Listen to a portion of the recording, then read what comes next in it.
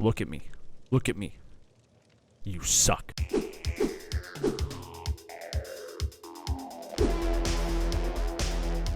Hey friends, welcome to another commentary video from me. In this one, I know that was a little bit of a different intro there, but trust me, it all ties together.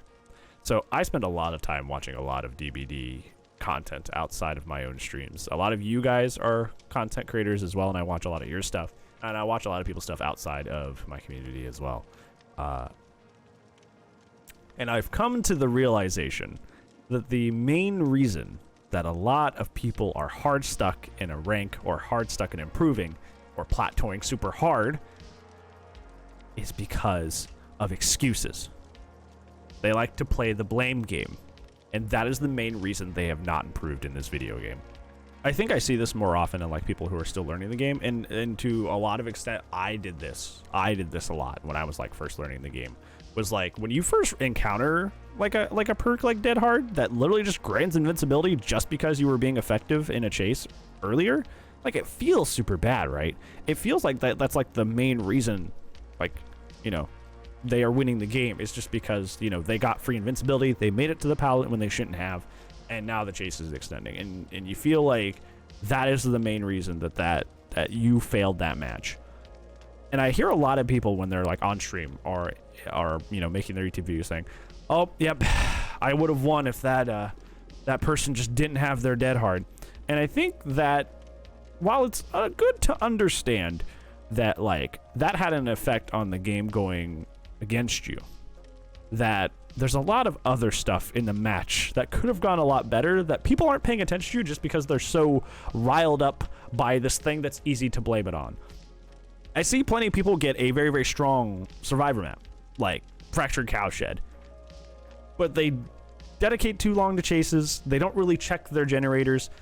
They keep trying to defend super hard generators to defend, like a Shack gen or the Cowshed gen, and then they're like, "Oh, it was just Fractured Cowshed. There was just nothing I could do. Behavior really needs to fix that map." And it's like you don't take into account the things that you did wrong. Are those things objectively things that were bad for you and did affect the game negatively in your favor? Yes, of course. I don't think anybody's trying to take that away from you. But you definitely could have done better, and because you're so wrapped up in finding something to blame the loss on that isn't you, you are missing out on ways that you could have improved.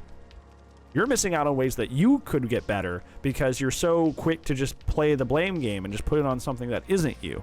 So like if like in that situation, yes, Fractured Cowshed is like objectively something that is like very, very survivor sided, but that person missed out on so many things that they could have been improving on.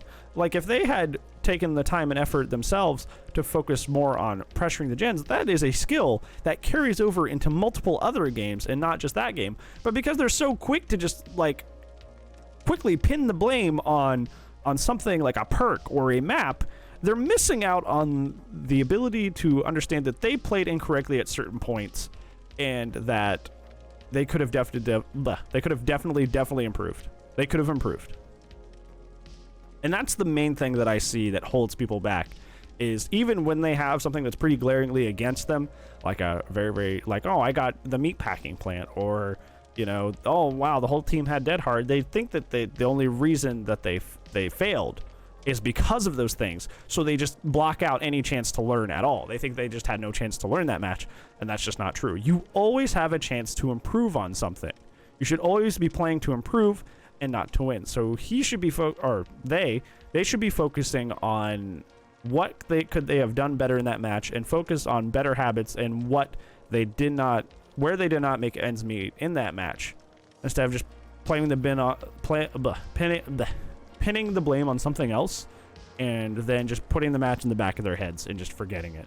I think that's the biggest mistake I see when people are improving this game, is that they just kind of, you know, hit these dead ends because of overpowered things, and then they just say, oh, it was just an overpowered thing, and they don't ever analyze what actually happened in the match, and they should definitely go back and do that. So you will not be one of those people. You will go back and do those things because you will improve at this game.